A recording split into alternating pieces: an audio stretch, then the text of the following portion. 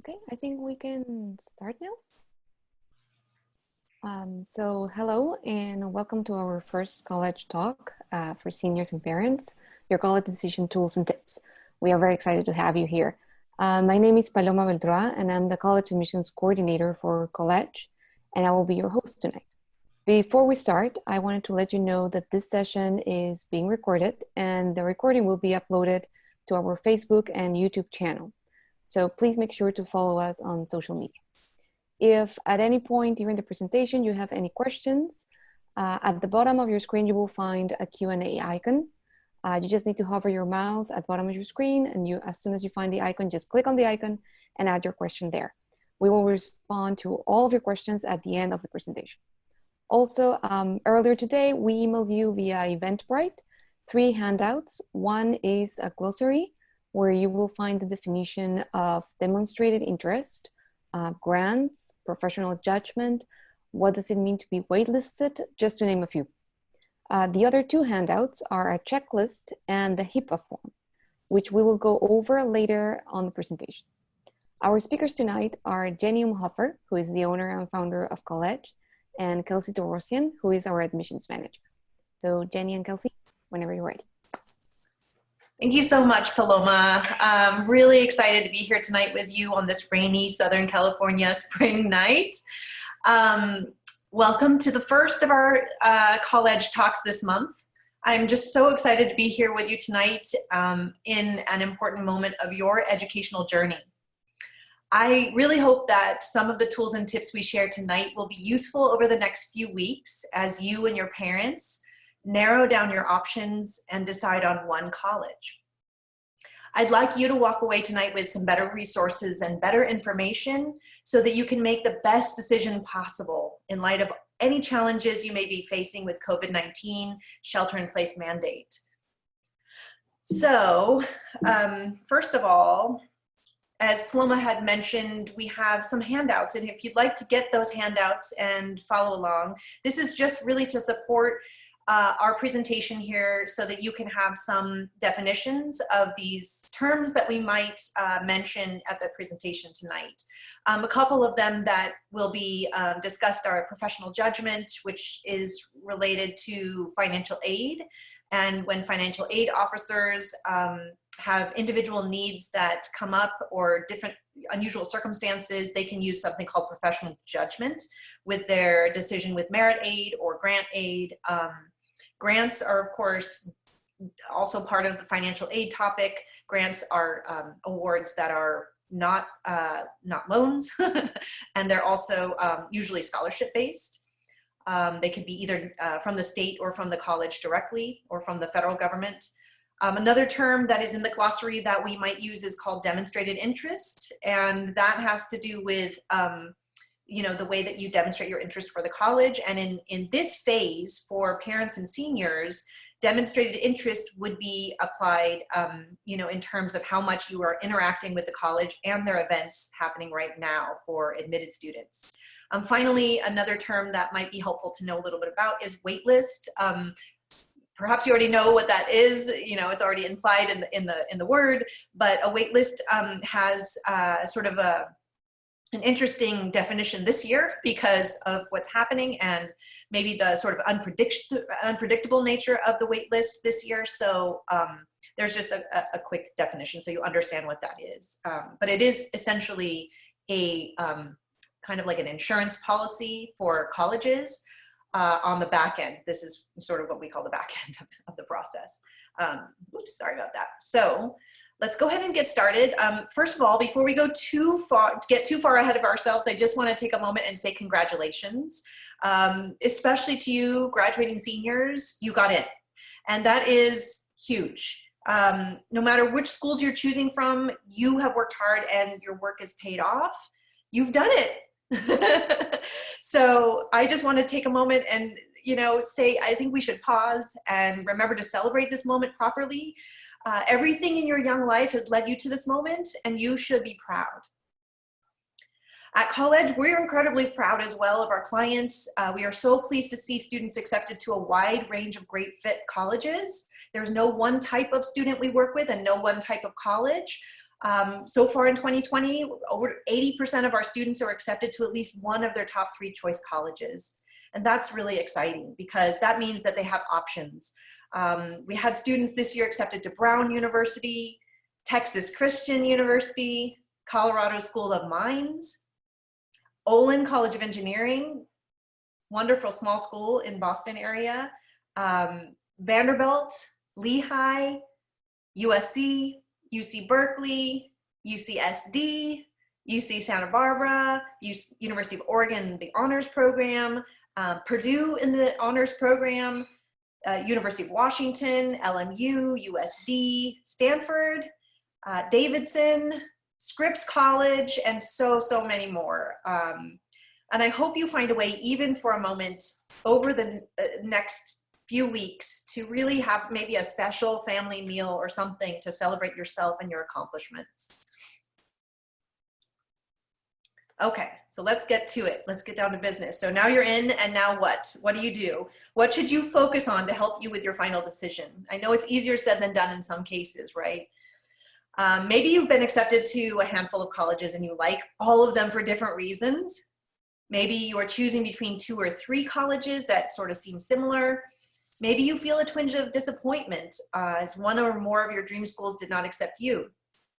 Maybe right now is tough to focus on why the schools that accepted you might be the best fit schools for you. Whatever you're feeling, it's really okay. Allowing yourself to go through this process, which is actually at this point very much an emotional process, and honor what's happening is the only way to get to the decision that will be right for you. So just take a second and, allow yourself to be in that spot. Okay, so choosing your college. I want to shift our attention to your choice, and I actually want to share a secret with you. During this time of the process, believe it or not, you have all the power. Now you are truly in the driver's seat, and colleges know it. Colleges are eager to roll out the red carpet, send you college swag, give you, little college notes, handwritten notes, letters. They even have their students call you, all in an effort to get you to choose them. So enjoy this moment. Just take it in. Okay, so step 1 I want to talk about is the research. Engaging in 3 dimensions is really going to help you make this decision. So I think a couple of steps I would recommend, involve firstly doing some research with creating a spreadsheet of relevant data. And, I think the only way you can really get to know the colleges that you've been accepted to is by kind of getting inside of them. So, typically we'll have our students do what we call like a rating system. So you have different data points that you're collecting, your notes on, and then maybe you put a rating system next to those data points and sort of, 1 out of 10 might be 10 is the highest, 1 is the lowest. How do they score? How do they measure up to each other when you're looking at them side by side? I have a couple more data points that I want to suggest, but I'm going to talk about that a little bit later. Another thing that you can do in your research is, of course, sign up for the college open houses. Almost every single college that I know of right now is offering virtual open houses and different ways that you can engage. So open houses are a really great way for you as an admitted student to kind of get inside and look around in many different ways. So I've seen some videos, some really cool videos lately of colleges, showcasing their different departments, their faculty, their students, what they're doing. And, they have of course, virtual tours. They might even have a student-led tour, on a video or in a virtual manner where you're with other families or other students and you're taking a tour. So there's going to be a lot of different ways to connect through these open houses. That's typically what we call them. Finally, in step 1, I would say you want to follow the colleges on social media.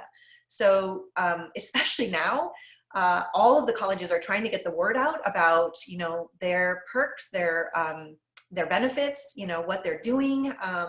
their selling points, really. So if you're already on Facebook or Twitter or Instagram and Snapchat are used quite a lot with colleges because they know that you are on Instagram and Snapchat.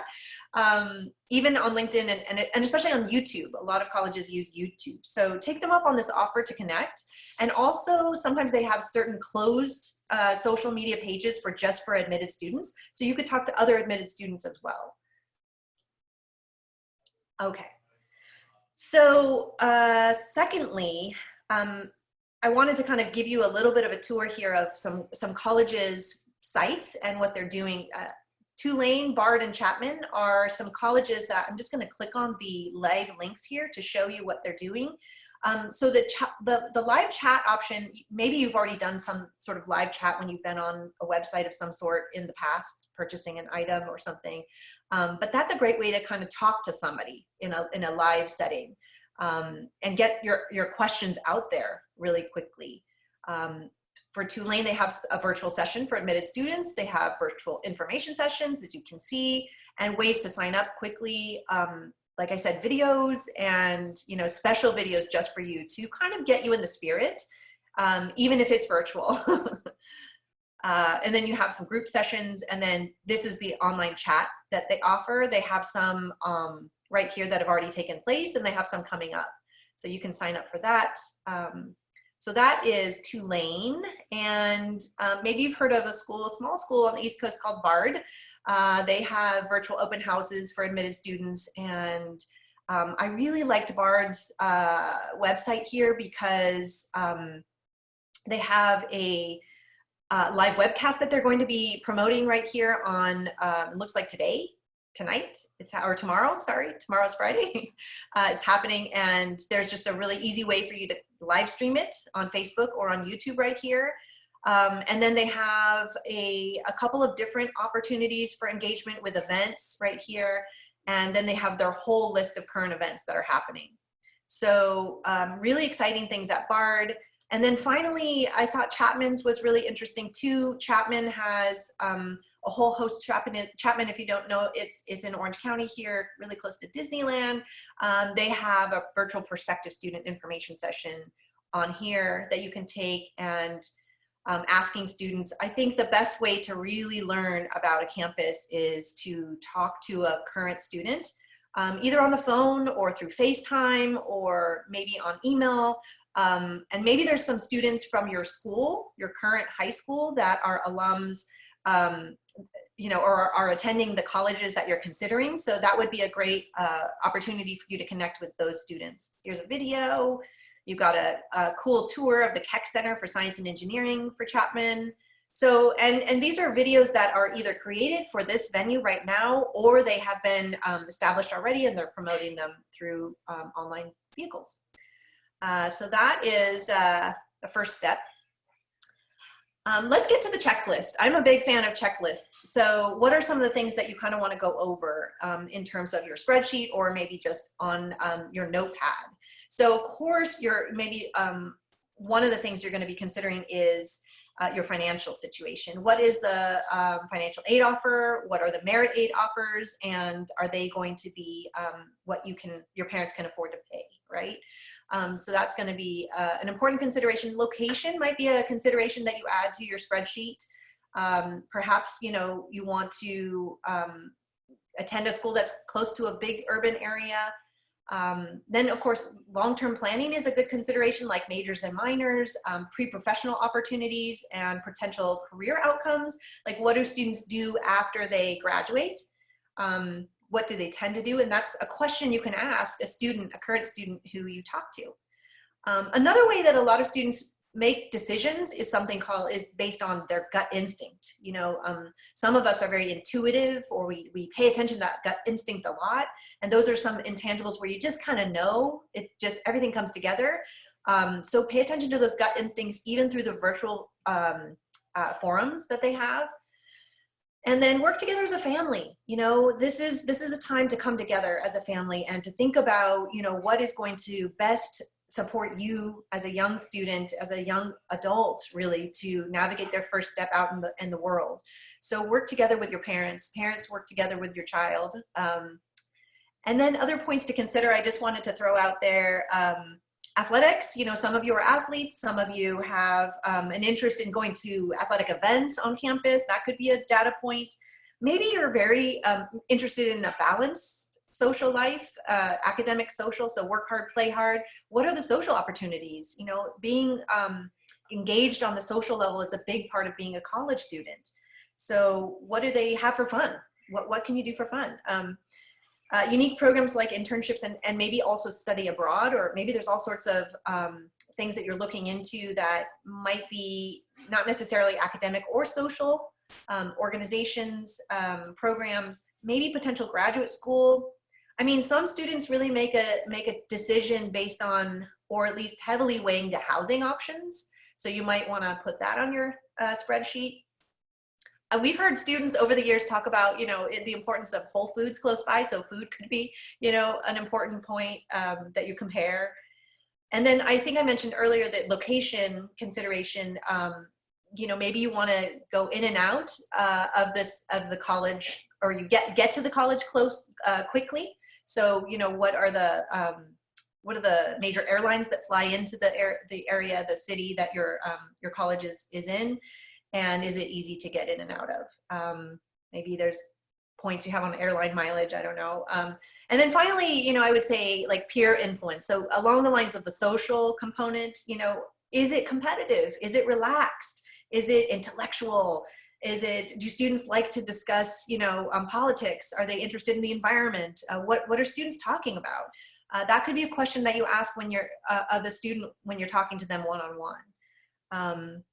So, and then of course, call us. We are here to help. We're very much committed to you, our students and parents, and want you to know that we are here for you. So please don't hesitate to reach out to us if you have other questions and you need help. Okay, so I'm going to, so this, and then of course, step 2 is discuss and decide. I think starting the process early is a good idea because, you know, right now it's early in the month. You have until May 1 to decide. Some schools are extending their deadline till June 1. So, you know, depending on when your deadlines are, starting early is smart. Starting to gather as much information as possible is good. I think talking openly and honestly, you know, with your parents, with us, about your hopes and your dreams, about what you want to have, you know, from your college experience, and don't leave anything out. Nothing is off the table, and try to be as honest as possible. You want to weigh all of your options. There's good parts to every admit notification. So even if it doesn't seem like, you know, the top of the heap at the beginning, you might get to that school and discover new things. So weigh all of your options and keep an open mind. And then finally, decide and commit to one school. So you're only going to attend one college. You're only one person, right? So you do need to pick one school to attend, and you want to commit to that school. And the schools that you have to choose from that have admitted you, you want to pick one of those schools to go to. Okay. So, oopsie. So it's time to answer. College is calling. I think you've got this. You have worked really hard, like I said, and it's time to decide. It's time to answer. I'm now going to hand it over to Kelsey, who's going to talk a little bit about pertinent news and updates for you. So Kelsey, take it away. Hi, everybody. I'm Kelsey Torosyan. As Jenny and Paloma have let you know, I'm the admissions manager at college, and I have been keeping my finger right there on the pulse of everything that's been happening in the wake of COVID-19 and how that is affecting higher education, and therefore, most importantly, how that is affecting you and what that means for you and what do you need to do and what do you need to know. So let's get straight to it.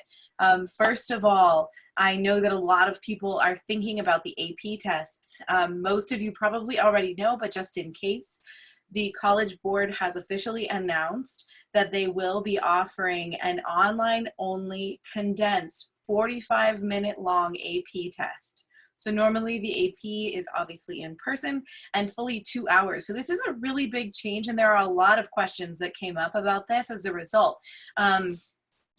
What about cheating?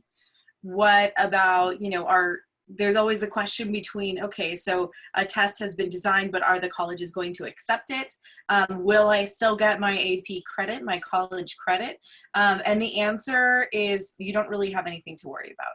It's really good news. The College Board has done, I think, a very good job of keeping their mind on access, trying to make sure that as many students as possible will be able to actually take this test. So that's the reason for it being condensed. They've also created a test that can be taken on any device that can access the internet. So this includes your smartphone.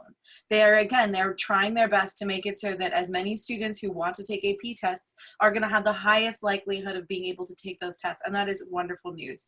And I, for one, am just very proud to be a part of a mass of people thinking about other people and really thinking about access and making sure that there are no obstacles as much as they can. So UC announced this last week, that they will be taking the AP tests as they are being given 45-minute online. They also will be giving you the full amount of college credit based on your score as you would normally have gotten for the full 2-hour test. So students, parents, take that sigh of relief. You don't need to worry. That also means that since the UC system is generally a leader across the board, across the nation, we are expecting to see most colleges follow suit and really be accepting those AP tests. So that is wonderful news. Another big question that's coming up are there are so many public schools mostly who are transferring over from the traditional letter grading system to a pass-fail system. So that is obviously going to have a pretty big effect on what transcripts look like. And, for seniors, I think the big concern is, will that affect my good standing in the eyes of the college that has accepted me that I want to go to? And the answer is no, you're going to be okay. Harvard was the first one, another leader in our nation's education. Harvard was the first one to announce that they will be considering pass-fail grades. They will not be, penalizing students if their school has seen fit to make that transition. So this is really good news. And there's even a little silver lining here. If you're if you're not a senior, if you're a current junior and you're seeing a little blip, then you don't have as much to worry about to get some peace.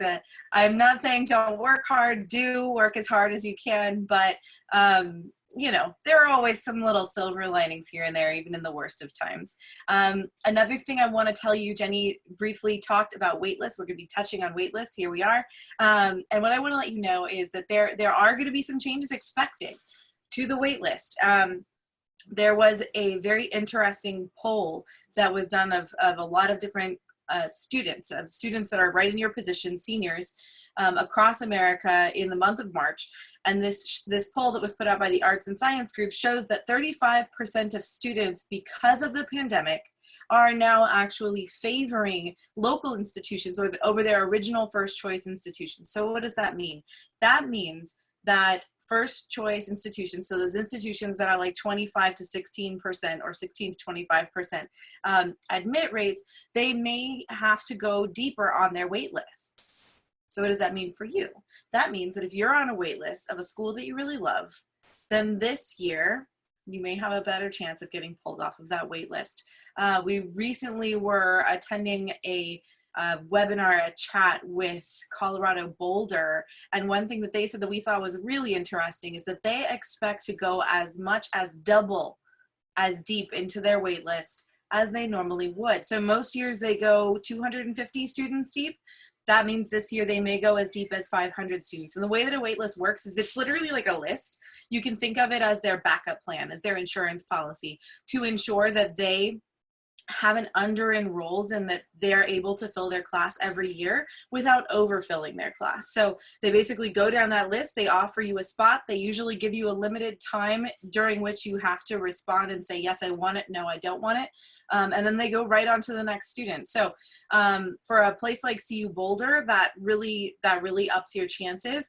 Even for a place like Amherst, it may. Typically they go 50 to 60 students deep, which equals about 6.3% of their waiting list. So it's just, it's really good. It's good news for you. You may be able to get in. And the other question is, how do you kind of give yourself an edge in that situation? And it's what Jenny was mentioning earlier. Demonstrated interest is really the answer at a lot of schools. Not at every school is different, and you can always reach out to a school specifically. That's always a good policy, especially now. Reach out, ask them, what more can I do? I'm really interested. Even that is actually demonstrated interest. But if you reach out to the school and you let them know, make sure A, you opt into their wait list, and B, you reach out and you tell them, hey, I really love this school. Here's my name.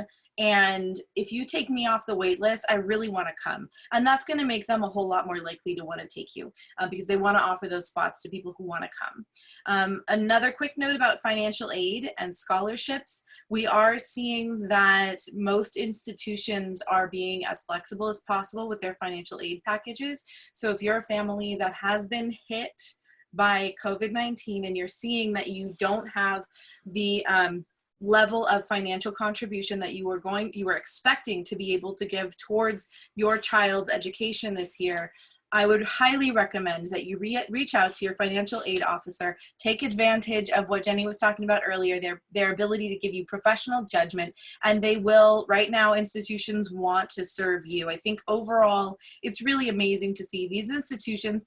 They're full of real people. They're full of real people who really care, and they want to fill their institution with students, with people like you, with you. And so they're seeing how hard the situation is hitting families, and they're doing everything in their power to try to meet you where you're at and really support you in your needs. So don't be scared to reach out. Because there's the message across the board is flexibility. Scholarships also, we had, I've seen it. One of my students from this year got a great scholarship, and then the school reached back out to her and offered her more money. So we're seeing that also a little bit more than usual. So just reach out. Talk to your college if you need that extra help.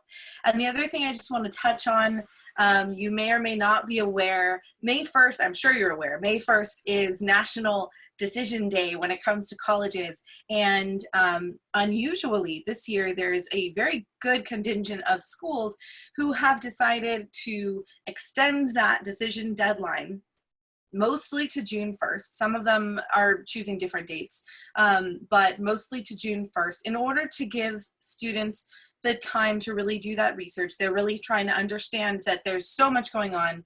It may be hard to do the research you need to. You won't be able to get on campuses as easily. So they're trying to give you that extra time. That's great breathing room for you. And I want to recommend that, again, if you come down to two schools and you really are having a hard time deciding, and especially because you can't get onto a campus, or maybe it's just there's too much change happening right now, and you're not able to really come to a solid decision, and you feel like you need more time, and you're between two, and one is a May 1st and one is a June 1st. Again, I would recommend that you reach out to that May 1st school, ask them if you could have an extension, let them know you're really seriously considering coming, you like the school a lot, but you just need a little more time. And in this time of fluidity, you may find some flexibility. So that is my recommendation in terms of that. And the last thing, let's go to the next slide. Okay, so the other question that I know is on everybody's mind, on their fingertips probably, since we're not talking in real life, is what is going to happen this fall? So are we going to be online only? Is this pandemic going to be still going on? Is somebody in my family going to get sick? Am I going to be able to travel? And sorry, I don't have all the answers for that. What I can say, there's one big piece of news that just came out this week. Beloit College, which is a relatively small but very selective college, was the first of any institution to approach the Higher Learning Commission, which is basically the governing body for colleges, with a plan for this fall. So what they came up with was a modular approach to the fall semester. What they're going to do is they've split it up into 2 7-week-long chunks with a little break in the middle. And instead of having students taking 4 classes all at once for the entire semester, in order to give themselves more flexibility so that they can adjust quickly depending on what the pandemic should bring. They have students taking 2 classes for 7 weeks, taking a little break, and taking the other 2 classes for those weeks. So it keeps your education right on track, but it gives them the flexibility to not be committing to an entire semester. So this is wonderful news. It's actually a very forward-thinking plan. I remember reading about it that when they approached the Higher Learning Commission, they said, you are the first college to approach us, and we not only approve it, we give you a standing ovation for this innovative idea. So we really think this was a great idea. We suspect that a lot of schools, they're probably going to follow suit, but that's a little taste of what we may be seeing in terms of planning for the fall. So their first priority is you, and they wanted you to be able to plan. So that was their solution for that.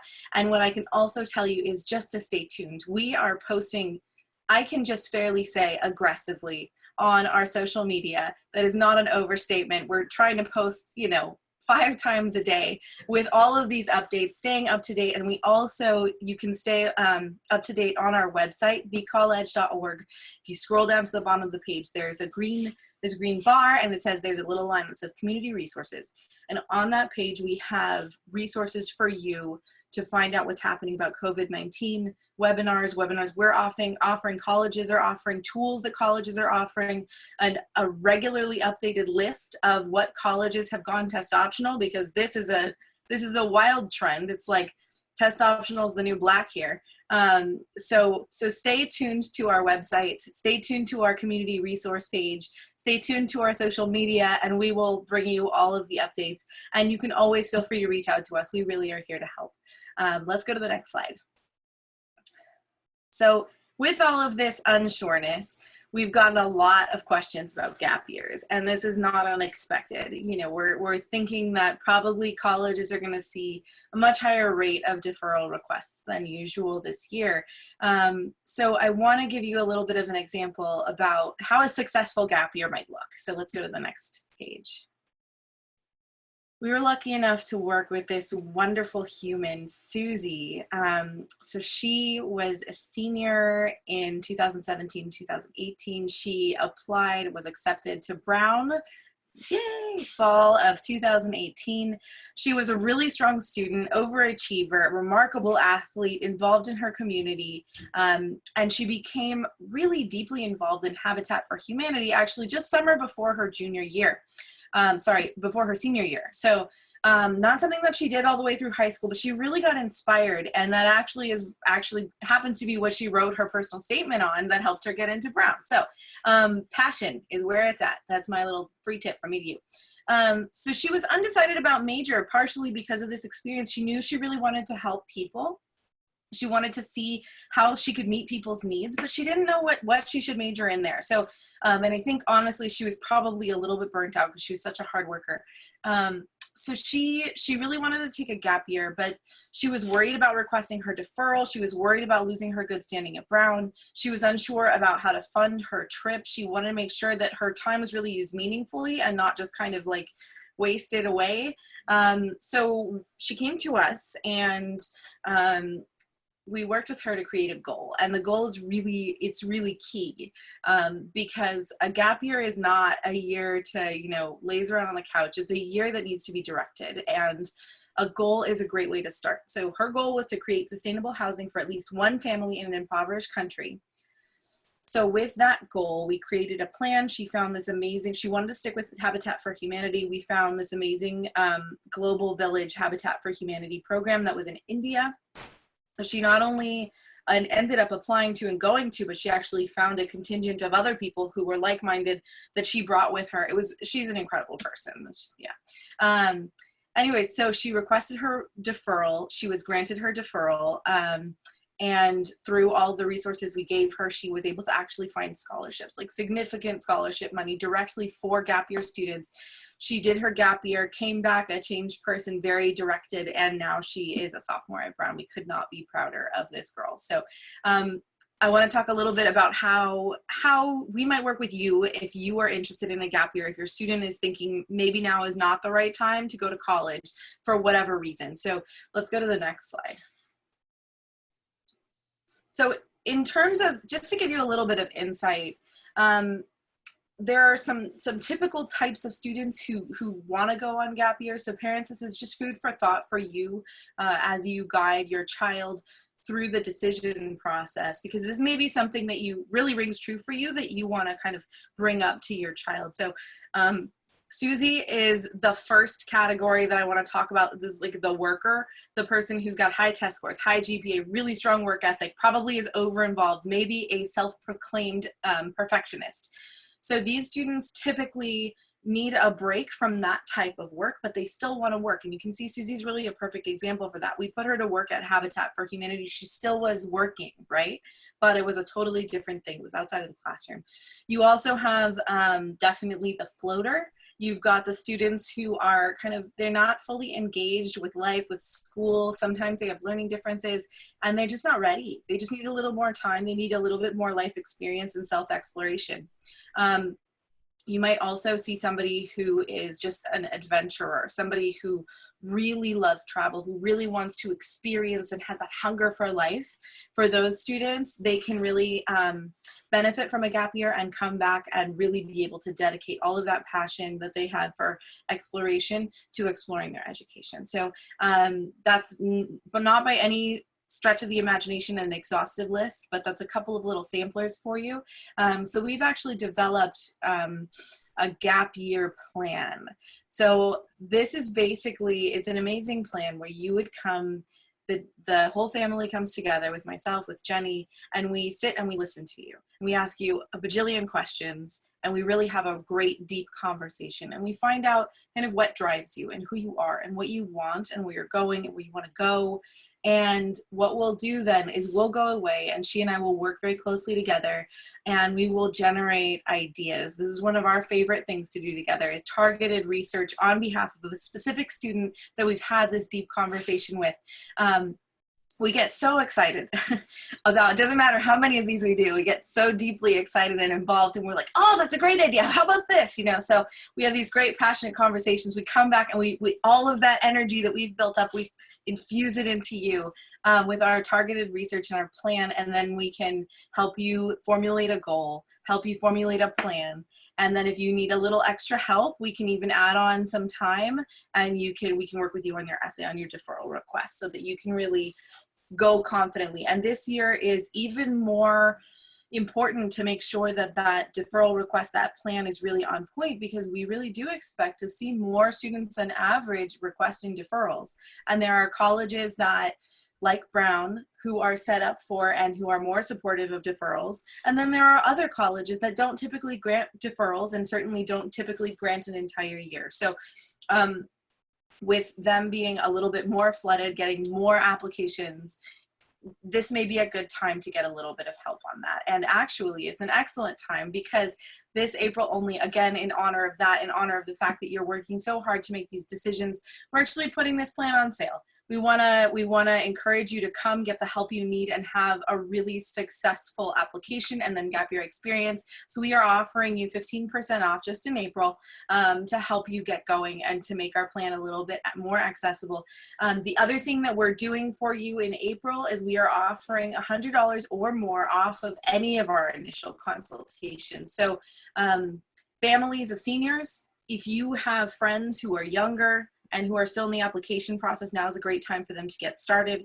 If you are a senior and you need help, you need a couple hours, you need a deferral, you need gap year plan, come speak to us. Now is a great way, because the first step is actually a free 30-minute phone consultation with the amazing and illustrious Paloma Belchois, who introduced this. She really knows our plans inside and out. She will walk you through them and you'll feel really like, okay, I know what the right plan is for me. And then you can have a one-on-one or two-on-one initial consultation with myself or Jenny or both of us, and you can get $100 or more off of that time, and you'll really get a lot out of it. So April is the month. I'm telling you, we want to support you to move forward. So let's go ahead and go to the next slide. We want you to stay tuned for some more college talks. Yes, so this is the first of our college talks. The second college talk will be for parents and juniors, and it's making the most of college planning from home. This college talk will happen on April 23 at 7 p.m. If you're interested, or if you know anyone that could be interested, please refer them to our Eventbrite page so that they can register for this event. Once again, this event will be on April 23 at 7 p.m. It will be with Kelsey, Jenny, and with Matt Steiner from Compass Education Group. He will be giving us some tips and advice regarding testing.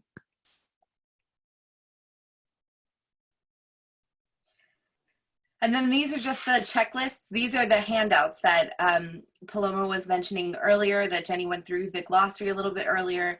This is a wonderful checklist of things to do before your child leaves for college. Things like order extra contact lenses, an extra pair of glasses. Make sure they know they're social, because probably they don't. So this is something that if you haven't yet, in the last email you got from Eventbrite, there should be a link with a downloadable, like clickable link to Dropbox where you can go and get this handout. And then we have one more handout for you, which is the HIPAA form. So this is a really great thing to do and make sure that you have filled out so that you can, access your child's information after they turn 18, because they're going to probably do that soon. All right. If your child gets sick, I'll just interject here. If your child gets sick in college, for those of you parents who haven't had your child go to college, if you don't have this form, this authorization form signed and set up with the school, then they cannot release information to you as a parent because of the HIPAA rules, the HIPAA law.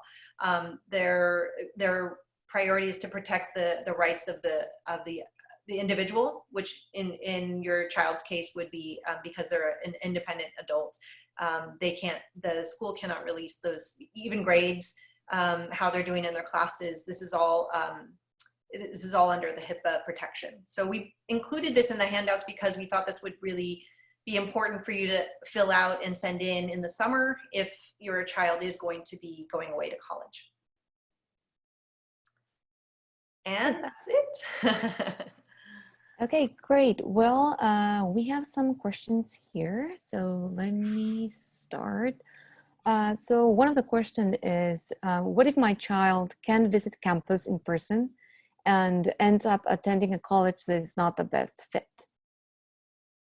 So that's a great question. If the student is, sort of under duress or has to make a decision and doesn't really feel confident, and they end up going to a college that maybe isn't the right fit, that is maybe a sign that they aren't in the right place and they may need to think about transferring. So if that's the case with you, we don't know if that, at this point, but if that's the case with you, that would be a time in the fall to reach out and, call us. We do work with transfer students as well, and we are happy to discuss the possibility of ushering your child through the transfer process. It's usually a little bit simpler, but it can still be, more complex depending on the colleges that they are interested in transferring to. So sometimes that can happen is, you discover that it's not the right fit and then it's not the end of the story. You can still change you can still change. So. Okay, great. So another question is, if my child is still deciding, can we deposit at 2 colleges? Kelsey, I'll let you answer.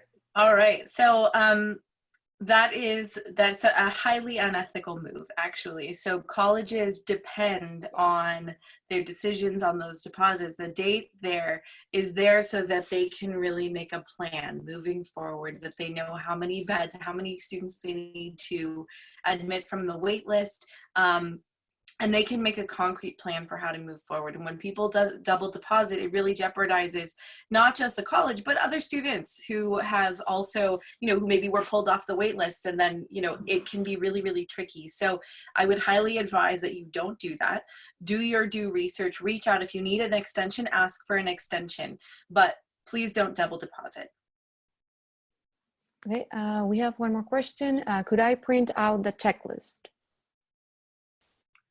Yes, you should be able to print out the checklist if you go into your email inbox. Paloma has emailed you, I believe, ahead of time with a link, And if you open up that link, you should be able to print it out. Is that right, Paloma? Yes, we sent you an email through Eventbrite with 3 links. And then if you click on the link, you will be able to open the HIPAA form, the checklist, and the glossary. And you should be able to download it. But if you can't, just write to us and I will be able to just stay in touch and send you the checklist if you need. Check your spam. Sometimes it goes to your spam. Yes. Let's see. We have one more question here.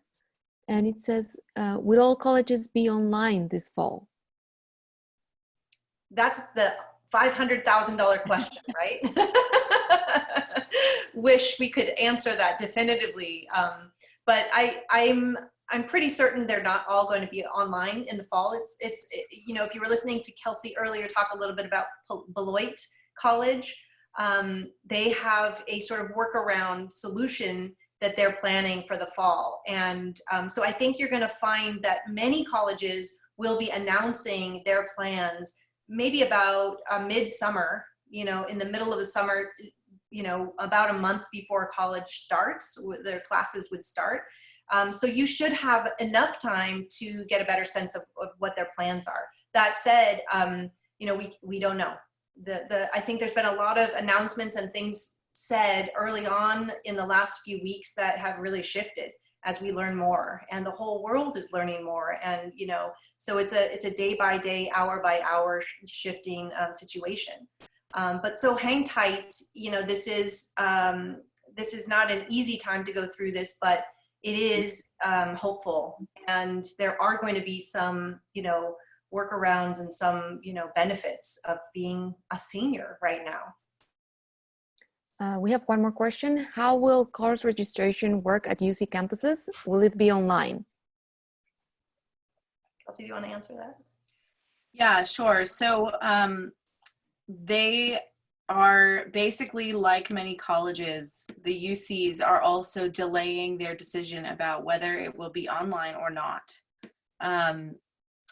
Until kind of, I don't want to say the last moment, like you're not going to have time to plan, but until as late as they possibly can. So as to whether it will be online and how that's going to affect course registration, that remains to be seen. They have not yet made an announcement about that. Yeah, I mean, as far as I know, that's a really good question. The registration for courses is usually done online. That's historically how they've been set up anyway. So yes, it will be online in terms of registration for classes. I don't know how they're going to handle orientation or the actual, you know, in-person classes, or, you know, if they're going to be online or not. But really good questions. I really appreciate you guys tuning in tonight and taking the time to learn a little bit more about better ways for you to navigate your decision and make the most of this time. And if there's no other questions, is there any other questions or? No, but we do have a poll for all of you that have attended this college talk. So I'm going to launch the poll. It's only 3 questions and just going to take a few seconds of your time to let us know how we can improve these college talks. So if you can take a few seconds to reply. I just launched the poll. You probably are seeing it right now. Yes.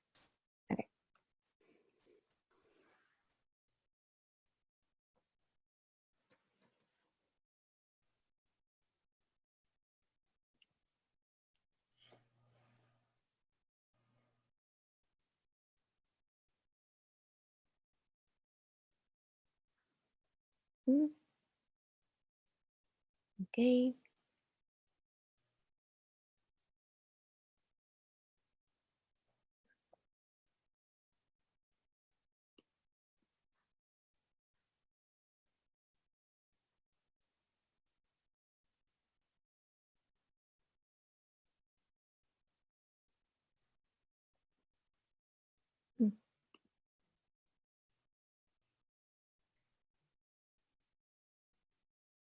Okay.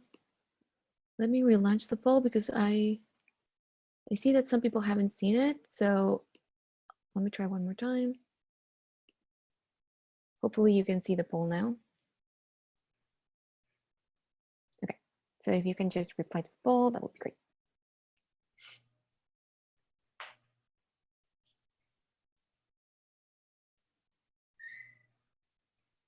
Awesome. Thank you so much. Wonderful. Well, thank you so much for tuning Thank in. you. Like I said, we're here to help. We're really excited about so much of the news that's coming out and how this might reshape or help you rethink your college decision. And for those of you who are just tuning in and would like more information, don't hesitate to reach out if we can be of help. So thank you so much. Have a great night. Thank you. Good night.